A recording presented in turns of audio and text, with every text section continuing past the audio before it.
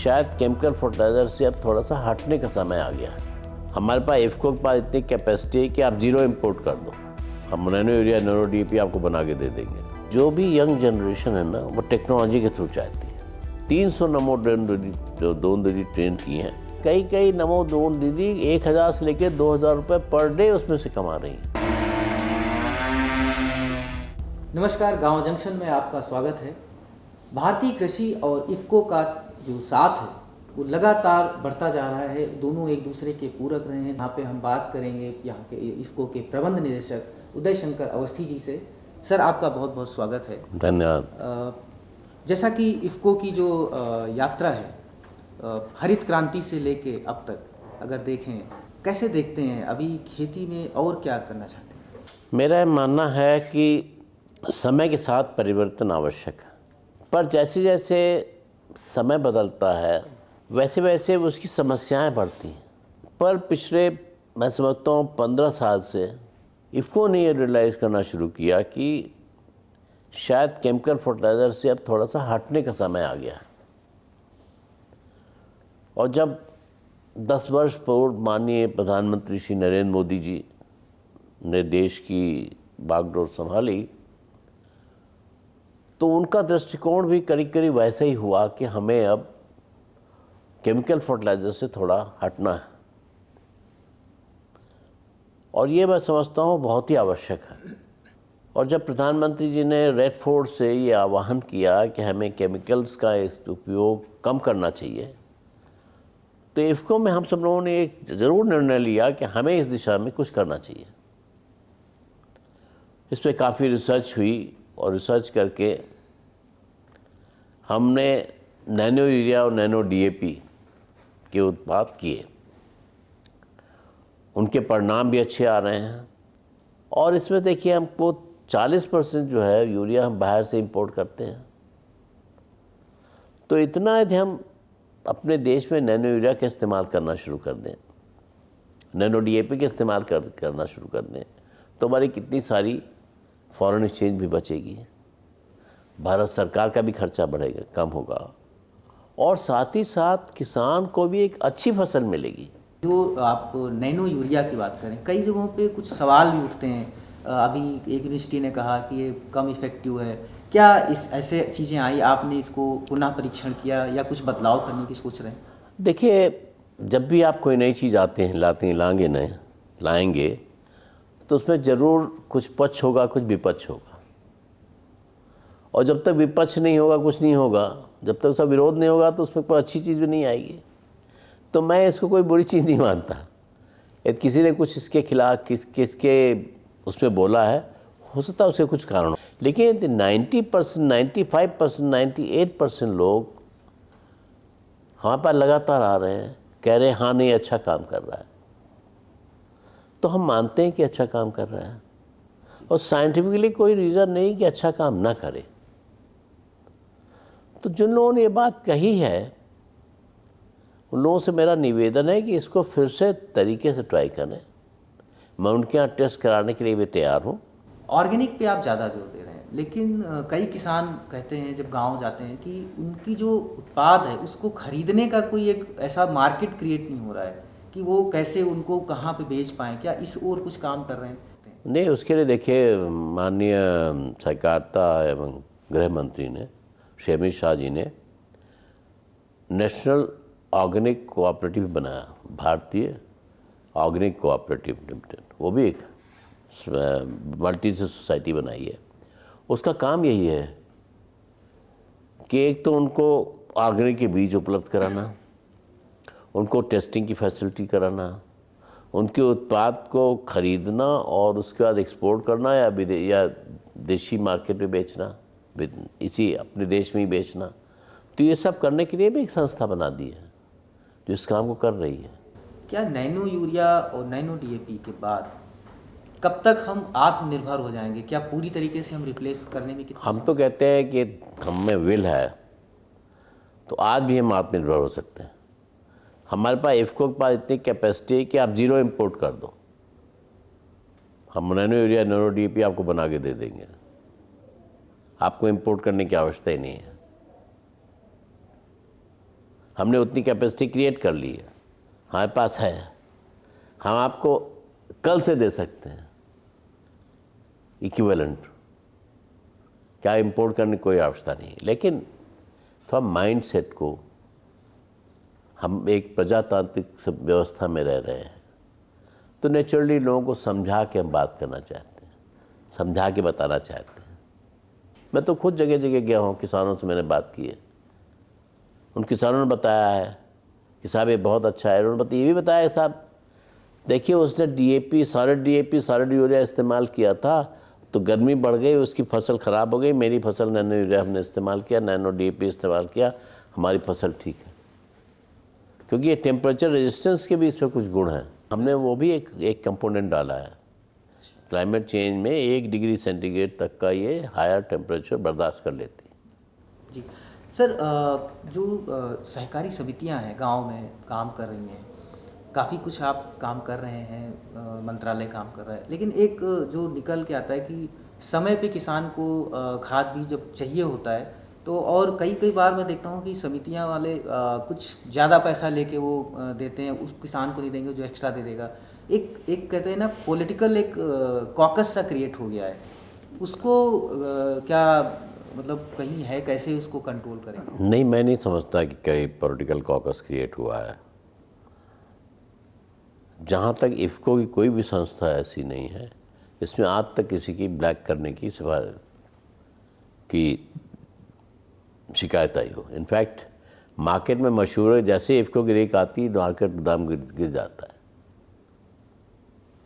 एक क्या है ना, कि भय हो जाता है, किसान को थोड़ा भय हो जाता है, क्योंकि देखिए वो छोटा किसान है, उसको ये भय रहता है कि ऐसा ना हो कि ना मिले। लेकिन मैं समझता हूँ इसके बहुत सारे अल्टरनेटिव हैं। यूरिया नहीं तो नैनो यूरिया ले जाओ, वो नहीं तो नैनो डीएपी ले जाओ। इसके बहुत सारे ड्रोन का भी अरेंजमेंट हो गया अब तो जगह जगह। तो ये चीज़ें मैं समझता हूँ बहुत जल्दी इनका असर होगा, और कम से कम फर्टिलाइज़र में अवेलेबिलिटी भी है और ब्लैक की भी बहुत कम संभावना है। हाँ, कहीं कहीं कुछ हो जाता हो कभी कि बताए कोई एक जगह है, कहीं ब्लॉक है, कोई जगह है वहाँ मटेरियल नहीं पहुँच पाया, या पता रेलवे का कुछ एक्सीडेंट हो गया है या कोई रिस्ट्रिक्शन लग गया है, वो मटेरियल नहीं पहुँच पाया, तो कुछ दीज़ार इनको हम बोलते हैं बहुत माइनस यूज़ है। बट जनरली यदि आप देखें तो कोई ऐसी शॉर्टेज नहीं है कहीं।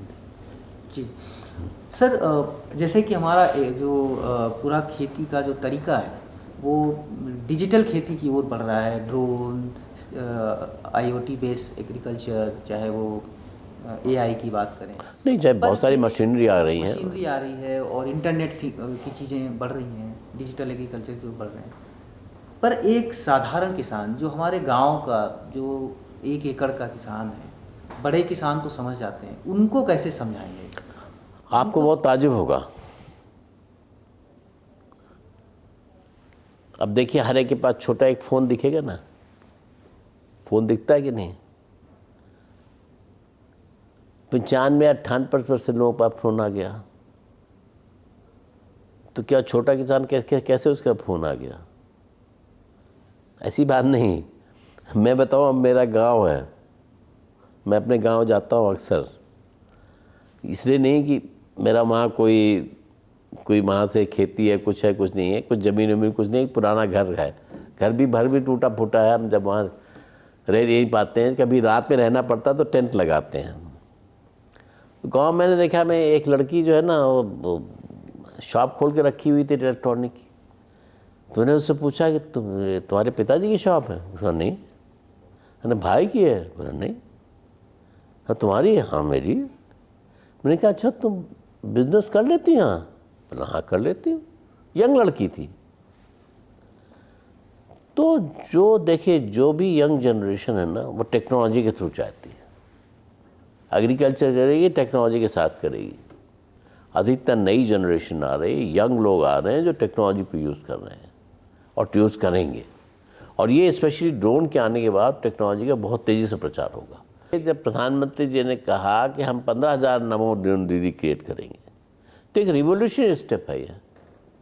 क्या वुमेन को पार्टिसिपेशन करा रहे हैं और हमने देखा कि अभी तक हमने तकरीबन 300 नमो ड्रोन दीदी ट्रेन की हैं। उसमें तकरीबन 70 नमो ड्रोन दीदी जो ऑलरेडी काम कर रही हैं, और हमने पाया कि कई नमो ड्रोन दीदी 1000 से लेकर 2000 रुपये पर डे उसमें से कमा रही हैं। नमो ड्रोन दीदी का जो कंसेप्ट है, प्रधानमंत्री जी जो कंसेप्ट लाए हैं, वो नारी सशक्तिकरण के लिए टेक्नोलॉजी के साथ है। अभी तक लोग खाली बात करते हैं नारी सशक्तिकरण, पर नारी सशक्तिकरण को यदि आप टेक्नोलॉजी के साथ जोड़ेंगे वो सशक्तिकरण है, क्योंकि आज 21st सेंचुरी में टेक्नोलॉजी जो है वो मोर इम्पॉर्टेंट है दैन नॉर्मल थिंग। सर, अभी क्लाइमेट चेंज में जो फसल की जो बर्बादी है, अचानक से बेमौसम बारिश, ये सारी चीज़ें आ जाती हैं, किसान को काफ़ी नुकसान होता है। उसको देखते हुए व्यवस्था की गई थी फसल बीमा की, जिसमें इफ़को भी पार्टनर है, इफ़को टोक्यो है। पिछले शुरुआत के 3-4 साल देखें तो काफ़ी जोर रहा, प्राइवेट कंपनी आई, बहुत आई। अब सिर्फ गवर्नमेंट की ही बची हैं 4-5 जो, लेकिन जो एक तो ये फैक्टर है, दूसरा ये कि जो आम किसान है वो बीमा का लाभ लेने के लिए उसको काफ़ी मुश्किल उठानी पड़ती है। बीमा वाला नहीं मिलता, कोई इनका दफ्तर नहीं होता ज़िले में। अब वो आप बीमा कराना है, वो रिवर्स प्रोसेस होता है कि आपको नहीं कराना है तो आप अप्लीकेशन दीजिए, अगर कराना है तो ऑटोमेटिक वो, नहीं तो बैंक पैसा काट लेगा। फसल बीमा का उचित लाभ मिले उसके लिए क्या कदम उठा रहे हैं? देखिए, व्यापार में यदि आप एक्सपेक्ट करते हैं कि इंश्योरेंस कंपनियां लास्ट लेके काम करेंगी तो संभव नहीं है। इसमें तो जब स्कीम ऐसी होगी कि प्रैक्टिकली कुछ रीज़नेबल प्रॉफिट भी आ जाए और बीमा भी हो जाए, तब तो ये सक्सेसफुल होगा। अदरवाइज़ जो अभी जैसे बहुत सी स्टेट गवर्नमेंट ने किया है कि इसके ऊपर यदि लॉस होगा तो हम कंपनसेट करेंगे, आपको इससे अधिक प्रॉफिट होगा तो आप सरकार को देंगे वापस। इस तरह की जब स्कीमें आने लगेंगी तो ये सक्सेसफुल होगा। तो ये एक्सपेरिमेंट्स हैं जो धीमे धीमे इनमें रिफाइनमेंट आएगा। जो किसान की आमदनी बढ़ाने की बात है, आमदनी दोगुनी करने की बात है, लागत कैसे कम हो, इफ़को क्या क्या चीज़ें कर रहा है, मतलब आगे क्या प्लान कर रहा है कि किसानों को और बेनिफिट्स मिलें, उनकी आमदनी बढ़े, उनकी लागत कम हो? देखिए, हमने अभी राइट नाउ हमने एक बहुत ही मेजर रिसर्च के मैटर को पकड़ा है। वो है कि सॉइल से केमिकल्स को हटाना। फर्टिलाइज़र हैं, पेस्टिसाइड्स हैं, प्रॉपर तरीके के सीड्स हैं, तो जो सॉइल पे और फार्मर के लिए जो मेन चीज़ है, मैं उस पर कंसंट्रेट कर रहा हूँ। वैसे हमारी इंश्योरेंस कंपनी भी है, हमारे एग्रीकल्चर हमने स्टोर भी बनाए हैं, हम ई-कॉमर्स भी करते हैं, हमारा SEZ भी है जहाँ हम एग्रीकल्चर का भी काम करते हैं, हमारी इफ़को किसान फाइनेंस भी है जहाँ हम लोन भी देते हैं। ऐसी सब चीज़, हमारी सोशल फॉरेस्ट्री की भी संस्था है। लेकिन हमारा मेन जो है इफ़को का, इसमें पूरा ध्यान जो है वो एक ही चीज़ की तरफ से है कि सॉइल से कैसे कैसे केमिकल का कम किया जाए, और उसमें हम मेजर रिसर्च पे लगे हुए हैं। एक टाइम ऐसा आएगा जब जो पैकेट्स के यूरिया और DAP ना होके हर जगह nano DAP, nano DAP, nano urea, और हम ये भी इस कोशिश में भी लगे हुए हैं कि पेस्टिसाइड भी जो है ना बायो पेस्टिसाइड्स हो जाए। सर, जो बायो फर्टिलाइजर, मतलब केमिकल पेस्टिसाइड्स भी हट जाएं। जो बायो फर्टिलाइज़र है या बायो पेस्टिसाइड्स है, उनकी कॉस्ट ज़्यादा है। एक आम किसान को ये ज़्यादा सस्ता पड़ता है बजाय उसके, तो फिर या तो उस फैक्टर नहीं, तो हम उसमें उसकी कॉस्ट कम करेंगे। हमारा काम यही है। हमने तो ये देखिए इसकी कॉस्ट कम कर दी ना। कोई और होता तो इससे बहुत प्रॉफिट कमाता, नहीं, हमने कहा नहीं, प्रॉफिट ज़्यादा मत कमाओ, किसान को ज़्यादा दाम दो, ज़्यादा प्रॉफिट कमाओ। तो इसी तरीके से हम बायो पेस्टिसाइड्स लाएंगे जो हम कोशिश कर रहे हैं, तो उनका दाम इतना कम होगा कि उसको प्रैक्टिकली जो अभी पेमेंट कर रहा है उससे आधे पेमेंट पे ही काम होगा। तो ये bio pesticides and bio fertilizer तो आ गए, बायो पेस्टिसाइड्स कब तक? बायो फर्टिलाइजर तो हम लोग लगा रहे हैं, बायो पेस्टिसाइड में हमारी रिसर्च चल रही है। रिसर्च में कितनी जल्दी हम सक्सेसफुल होंगे ये कहना, रिसर्च के मामले में कुछ कहना मुश्किल है। सर बहुत बहुत शुक्रिया आपसे धन्यवाद। बात करने के लिए। धन्यवाद। तो ये हम बात कर रहे थे इफ्को के प्रबंध निदेशक उदय शंकर अवस्थी जी के साथ में, जिन्होंने हमें विस्तार से बताया कि खेती के क्षेत्र में, भारतीय कृषि के क्षेत्र में इफ्को कैसे काम कर रहा है, आगे वाली प्लानिंग क्या है, कैसे वो बायो फर्टिलाइज़र लेके आएंगे, बायो पेस्टिसाइड्स लेके आएंगे। इसमें हमारे साथ जो हमारे सहयोगी रही पूनम द्विवेदी जी और हमारे साथी है कैमरा पर्सन लाल सिंह जी। धन्यवाद।